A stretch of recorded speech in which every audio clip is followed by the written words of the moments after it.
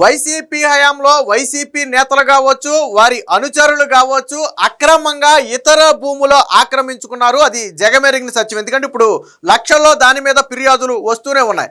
అయితే తాజాగా మీ భూమి మీ హక్కు కార్యక్రమంలో చంద్రబాబు గారు పాల్గొన్న సమయంలో ఒక రైతు రామచంద్ర అనే ఒక రైతు ఒక కీలకమైనటువంటి ఫిర్యాదు చేశారు. గతంలో ఆర్థిక శాఖ మంత్రిగా చేసినటువంటి బొగ్గన రాజేంద్రనాథ్ నాకు 110 సంవత్సరాల నుంచి వారసత్వంగా వస్తున్నటువంటి 4.5 ఎకరాల భూమిని కబ్జా చేశారు. దాన్ని అక్రమంగా లాక్కునే ప్రయత్నం చేశారు. నేను 2022లో కోర్టుకు వెళ్ళి స్టే తెచ్చుకున్నా కానీ అప్పుడున్నటువంటి తహసీల్దార్ కావచ్చు, ఆర్డీఓ కావచ్చు, కలెక్టర్ కావచ్చు కనీసం దాన్ని ఇంప్లిమెంట్ చేసే ప్రయత్నం చేయలేదు.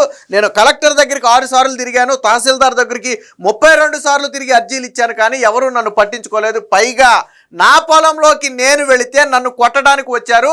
ఈ విషయమై సిఐకి కంప్లైంట్ చేస్తే నన్ను కొట్టబోయిన వాళ్ళ మీద కేసు పెట్టడం మానేసి పొలంలోకి వెళ్ళానని చెప్పి నా మీదే కేసులు పెట్టారని చెప్పి ఒక రైతు నిన్న చంద్రబాబు గారికి అయితే ఫిర్యాదు చేయడం జరిగింది. సో ఆధారాలతో సహా, అంటే సభలో కాగితాలతో సహా ఆ వ్యక్తి వచ్చి ఎన్నిసార్లు ఎవరికి అర్జీలు ఇచ్చారనేది నెంబర్తో సహా చెప్పడంతో చంద్రబాబు గారు కూడా వెంటనే ఆ స్థానిక ఆర్డీఓని అయితే పిలవడం జరిగింది. పూర్తిగా ఆర్డీఓకి పూర్తి సమాచారం లేకపోవడంతో చంద్రబాబు గారికి ఏదో చెప్పబోతుంటే ఆయన అడ్డుకున్నారు.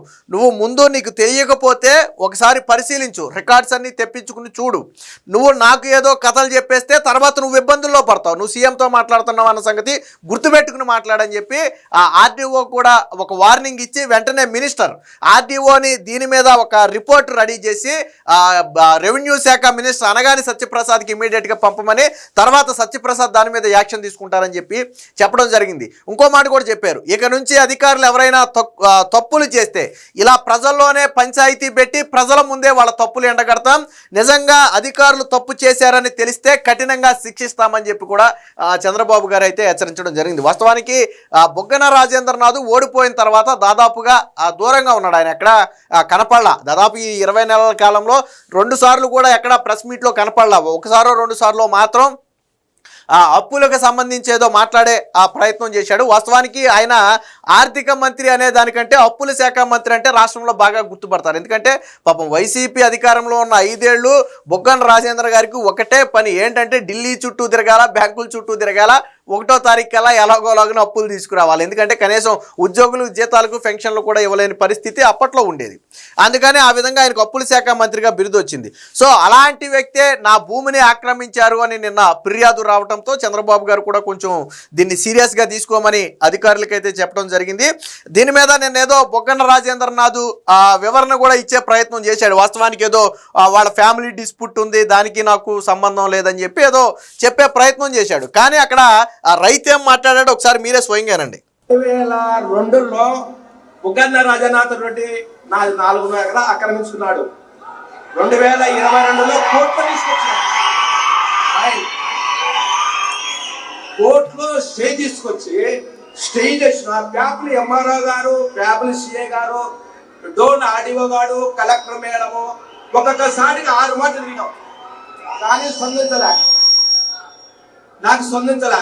కలెక్టర్ మేడం దగ్గరకే 6 మాటలు ఇచ్చిన అర్జీలు. మేడంతో మాట్లాడుతున్నాను, సర్లే మేడం అన్నాము. ఆర్టీఓ సారికి 4 మాటలు ఇచ్చిన, ఎంఆర్ఓకు 32 సార్లు అర్జీలు ఇచ్చిన, స్పందించాల. ప్యాపిల్ ఎంఆర్ఓ అనుమతించి చెల్లె పోతాం మేడం, 110 ఏళ్ళ షేరు నేను ఏ ప్రకారంగా పుకారానికి పెట్టాలా అని అడిగాం. నువ్వు ఇస్తేనే కదా నీ కలెక్టర్ దగ్గర విషయం ఇది అంటది ఎంఆర్ఓ. ఆర్టీఓ సార్కి వచ్చినాం, ఏ లేదు. కానీ భూమి 110 ఏళ్ళు భూమి పొద్దు 4.5 ఎకరాలు ఇడిచిపెట్టుకోవాలంటే నేను ఏ ప్రకారం ఇడిచిపెట్టుకోవాలా? విన్నారు కదా, క్లియర్గా బొగ్గన రాజేంద్రనాథ్ రెడ్డి 4.5 ఎకరాలు నాది ఆక్రమించాడు. నేను 2022లో కోర్టు నుంచి స్టే తీసుకొచ్చి ఆ స్టేను అమలు చేయమని అడిగితే కలెక్టర్ కానీ, ఆర్డీఓ కానీ, ఎంఆర్ఓ కానీ ఎవరూ కూడా నాకు సహకరించలేదని చెప్పి స్వయంగా ఆ చంద్రబాబు గారికే ఆ రైతు ఫిర్యాదు చేసిన పరిస్థితి. ఆయన కాగితాలతో సహా వచ్చాడు. ఎవరికి ఎన్నిసార్లు అర్జీలు ఇచ్చారనేది ఆయన కాగితాలతో సహా కోర్టు నుంచి తీసుకొచ్చినటువంటి స్టే ఆర్డర్లతో సహా ఆ రోజు ఆ మీటింగ్ వచ్చి చంద్రబాబు గారితో మాట్లాడటం జరిగింది. దీని మీద చంద్రబాబు గారు కూడా స్పందించారు. ఒకసారి ఏం స్పందించారు చూద్దాం.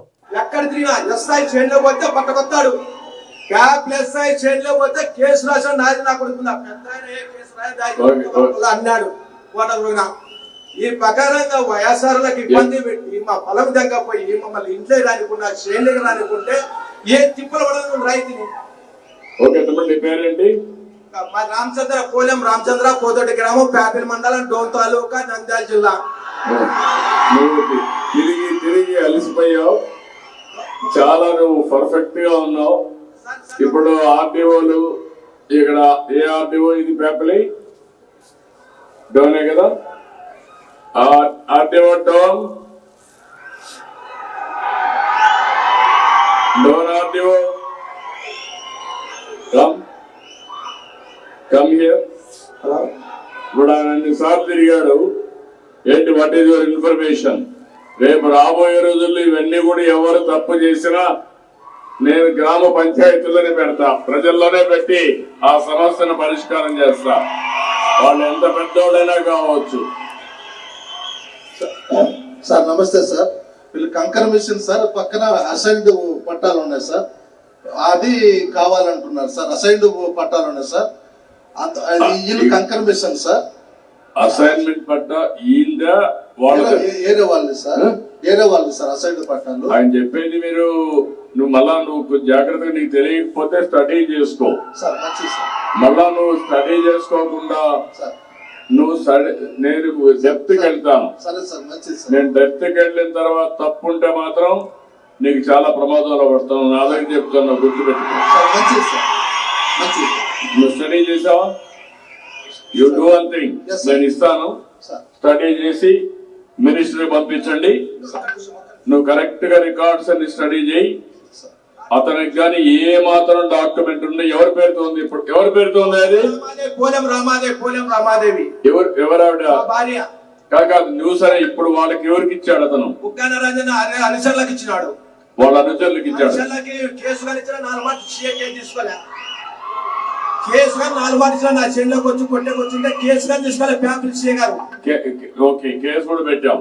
4 మాటలు ఇలాంటి జరుగుంటే మాత్రం చాలా సీరియస్ గా ఉంటుంది. ఈడ భూములు వేరే వాళ్ళు ఆక్యుపై చేసుకుంటే మాత్రం నేను అందుకే ప్రత్యేకమైన చట్టం. విన్నారు కదా, చంద్రబాబు గారు కూడా చాలా స్పాంటేనియస్గా ఆర్డీఓని పిలిస్తే వాస్తవానికి ఆర్డీఓ మాట్లాడిన దాన్ని బట్టి ఆయనకి దీని మీద పూర్తి అవగాహన లేదు. బహుశా గతంలో ఉన్న ఆర్డీఓ వేరు, ఇప్పుడున్న ఆర్డీఓ వేరు కావచ్చు.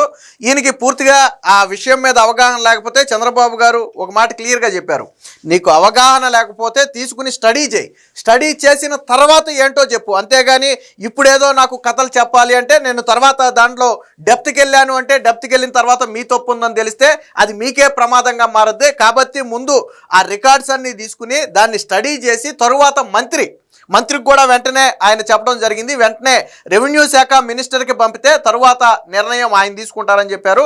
ఇంకో మాట కూడా చెప్పారు, ఇక నుంచి ఎవరైనా సరే అధికారులు ఇలా రైతులను ఇబ్బంది పెట్టే విధంగానో లేదా ఇంకొక విధంగానో ప్రవర్తిస్తే ప్రజల మధ్య పిలిచి పంచాయతీ చేస్తాం, ఆ తర్వాత ప్రజలకు కూడా తెలుస్తుంది.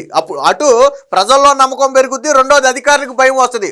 ఓహో, మనం ఈ రైతులను ఇప్పుడు తిప్పించుకుంటే రేపటి రోజున చంద్రబాబు గారి ముందు మనల్ని నిలదీస్తారేమో, ఈయన స్వయంగా ముఖ్యమంత్రికే కంప్లైంట్ చేస్తారేమో అనే ఒక భయం అటు అధికారుల్లో కూడా ఉంటుంది. ఏది ఏమైనా మొత్తంగా బొగ్గన రాజేంద్రనాథ్ రెడ్డి వాస్తవానికి పైకి బాగా సాఫ్ట్గా కనపడతాడు ఆయన. కాకపోతే మరి 4.5 ఎకరాలు తన అనుచరులకి కట్టబెట్టాడు అని స్వయంగా చెప్తున్నారు. ఇప్పటికీ కూడా అది నా భార్య పేరు మీదే ఉంది, కానీ దాన్ని వాళ్ళ అనుచరులకి ఇచ్చారని చెప్తున్నారు. రెండోది కోర్టు స్టే తెచ్చుకున్నాడు. సో కోర్టు స్టే తెచ్చుకున్నాడంటేనే మనకి ఇక్కడ విషయం అర్థమవుతుంది. ఆయన పక్క న్యాయం ఉండబట్టే కోర్టు స్టే ఇచ్చి ఉంటుంది. సో అయినా కానీ గతంలో ఉన్నటువంటి అధికారులు పట్టించుకోలేదు. కానీ చంద్రబాబు గారు స్పాంటేనియస్గా వాస్తవానికి ఏ ముఖ్యమంత్రి కూడా ఇంత డేర్గా అధికారిని పిలిచి ఏంటి విషయం ఇమీడియట్గా ఆ ఇష్యూను సాల్వ్ చేయండి అని చెప్పే ముఖ్యమంత్రులు మీకు అరుదుగా కనపడతారు. ఎందుకంటే ఆ విషయం ఏంటనేది ఎవరికి తెలియదు. కానీ అక్కడ రైతు మీద నమ్మకం ఉంచినటువంటి చంద్రబాబు గారు వెంటనే ఆర్డీఓని పిలవటం, అదే సందర్భంలో వెంటనే మంత్రికి కూడా దాన్ని పంపమని చెప్పడంతో హర్షం వ్యక్తం చేశారు. మీరు చూడవచ్చు అక్కడ చంద్రబాబు గారు మాట్లాడుతున్నప్పుడు కావచ్చు, రైతు మాట్లాడుతున్నప్పుడు కావచ్చు, ప్రజల నుంచి స్పందన ఏ విధంగా వస్తుందో మీరు చూడవచ్చు. అంటే ఎందుకు అంత స్పందన వస్తుందంటే అక్కడ ఉన్నటువంటి పరిస్థితులు అలాంటివి. చంద్రబాబు గారు యాక్షన్ తీసుకుంటున్నప్పుడు స్పందించారు, రైతు తన సమస్యను చెబుతున్నప్పుడు స్పందించారు. అంటే ప్రజల్లో ఎందుకు అంత స్పందన వస్తుందంటే అక్కడ ఉన్నటువంటి వాస్తవ పరిస్థితులను తెలిపే సందర్భంలోనే అలాంటి స్పందన వస్తుంది. ఏది ఏమైనా మొత్తంగా చంద్రబాబు గారు స్వయంగా ఒక మాట కూడా చెప్పారు, అటుపక్క ఎంతటి వ్యక్తి అయినా కావచ్చు, గతంలో మాజీ మంత్రి కావచ్చు, అవసరమైతే ముఖ్యమంత్రి కూడా కావచ్చు. కానీ ఎంతటి వ్యక్తి అయినా సరే వేరొకరు భూమిని కబ్జా చేస్తాం, ఆక్రమించుకుంటామంటే మాత్రం ఎట్టి పరిస్థితుల్లో సమీక్షించేది లేదు. రెండోది పీడీ యాక్ట్. ఎవరైనా సరే ఇలా ల్యాండ్ కబ్జాలకు పాల్పడితే పీడీ యాక్ట్ ప్రయోగించి వాళ్ళను జైలులోనే శాశ్వతంగా ఉంచే ప్రయత్నం కూడా చేస్తామని చెప్పి నిన్న చంద్రబాబు గారు అయితే వార్నింగ్ ఇవ్వడం జరిగింది. మొత్తంగా ఆ చంద్రబాబు గారు నిన్న స్పందించడంతో ఆ రైతు సమస్య ఖచ్చితంగా పరిష్కారం అవుతుందని చెప్పి రాష్ట్ర ప్రజలందరూ కూడా భావిస్తున్నారు.